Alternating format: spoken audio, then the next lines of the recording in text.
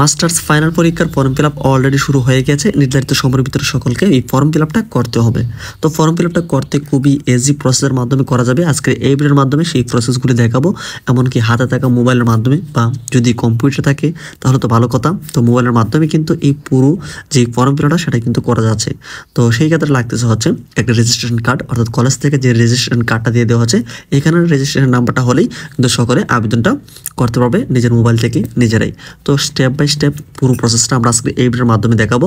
তাই সম্পূর্ণ ভিডিও দেখলে আশা করছি পুরো বিষয়ের যে তথ্যটা বা ফর্ম ফিল আপটা কীভাবে করতে হবে সম্পূর্ণ তথ্য কিন্তু পেয়ে যাবে। তো চলো এবার আর দেরি না করে মূল ভিডিওতে যাচ্ছি। তার আগে ছোট্ট করে রিকোয়েস্ট করবো, এখন যারা চ্যানেলে নতুন চ্যানেলটিকে সাবস্ক্রাইব করনি অবশ্যই তোমরা চ্যানেলটিকে সাবস্ক্রাইব করে রাখো প্রতিনিয়ত শিক্ষামূলক সকল আপডেট তথ্যগুলিকে পাওয়ার জন্য।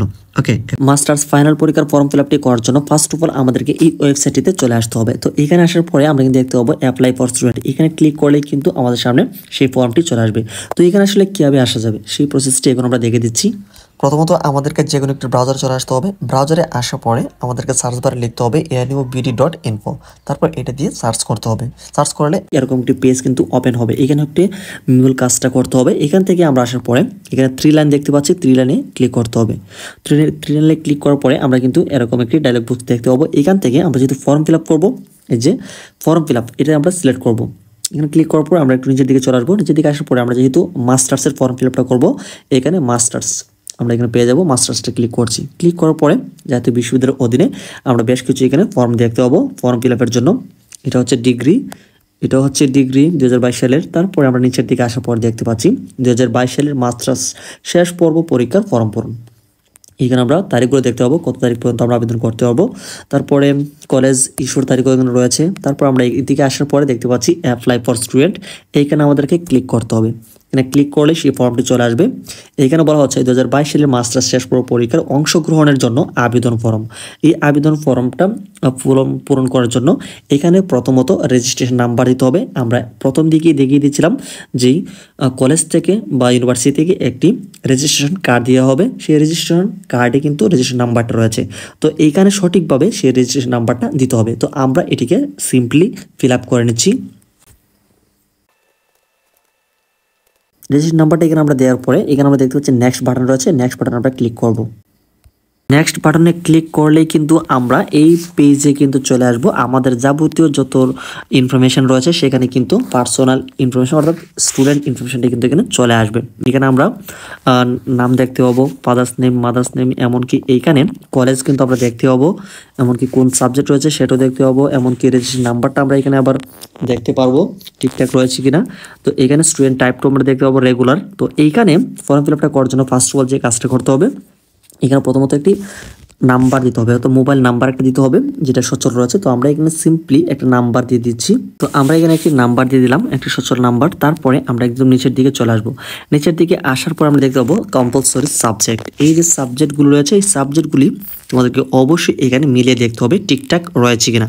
যদি না থাকে তাহলে কিন্তু পরবর্তীতে অনেক ধরনের হ্যাসেল পোহাতে হবে।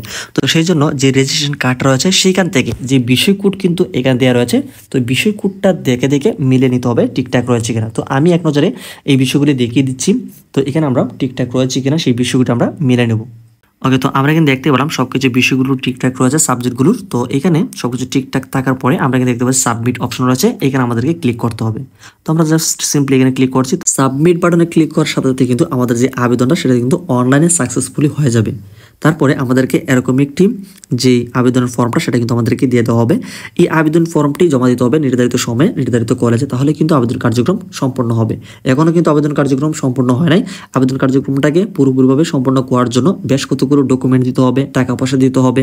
কী কী ডকুমেন্ট লাগবে আমরা তোমাদেরকে বলছি। তো এখানে প্রথমত এই যে এখানে ফর্মটি দেওয়া হচ্ছে, এইটাকে যে কোনো একটি কম্পিউটার দোকান থেকে এখানে প্রিন্ট আউট করে নিতে হবে। তারপরে যে রেজিস্ট্রেশন কার্ড রয়েছে রেজিস্ট্রেশন কার্ডের একটা কপি ফটোকপি করে নিতে হবে। এই দুইটি ডকুমেন্ট লাগতেছে। সেই সাথে এইখানে যে স্টুডেন্ট কপির এই জায়গাতে ডান পাশে আসলে আমরা একটা খালি জায়গা দেখতে পাচ্ছি, এইখানে পাসপোর্ট সাইজ ছবি লাগবে যে আবেদন করবে, অর্থাৎ যে স্টুডেন্ট রয়েছে সেই স্টুডেন্টের একটি পাসপোর্ট সাইজ ছবি লাগবে। তারপরে নিচের দিকে চলে আসলে দেখতে পাচ্ছি কলেজ কপি রয়েছে, কলেজ কপির এই জায়গাতেও আরেকটি পাসপোর্ট সাইজ ছবি লাগতেছে। এইখানে টোটাল 2টা ছবি লাগবে হচ্ছে স্টুডেন্ট কপির এমনকি কলেজ কপির এই জায়গাতে। তারপর একটা নির্ধারিত ফি রয়েছে ফর্ম ফিল আপের, সেই নির্ধারিত ফিটা দিতে হবে। তো ফিটা কত দিতে হবে আমরা যদি একদম নিচের দিকে আসি, আমরা কিন্তু অলরেডি এখানে দেখতে পাচ্ছি এই যে দেখো ইউনিভার্সিটি ফি। তারপর আমরা স্টুডেন্ট কপির মধ্যে আমরা পেয়ে যাব, এই যে স্টুডেন্ট কপির মধ্যে আসলে আমরা দেখতে পাচ্ছি ইউনিভার্সিটি ফি রয়েছে 3150 টাকা। তো বিভিন্ন ডিপার্টমেন্টের বিভিন্ন রকম ফি আসতে পারে বা বিভিন্ন কলেজের বিভিন্ন রকম ফি আসতে পারবে। তো এটা চেক করে নিতে হবে ইউনিভার্সিটি ফি কত রয়েছে। তো এই যে ফিটা এটা যে কোনো অনলাইন ব্যাংকিং বা মোবাইল ব্যাংকিংয়ের মাধ্যমে জমা নিয়ে থাকে সেভাবে দিতে হবে। আর যদি অনেক ইউনিভার্সিটি রয়েছে ম্যানুয়ালি নিয়ে থাকে তারা একটা রসিদ দিবে। এছাড়া এখানে মোবাইল ব্যাংকিংয়ের মাধ্যমে দিলে একটা রসিদ পাওয়া যাবে অনলাইন থেকে।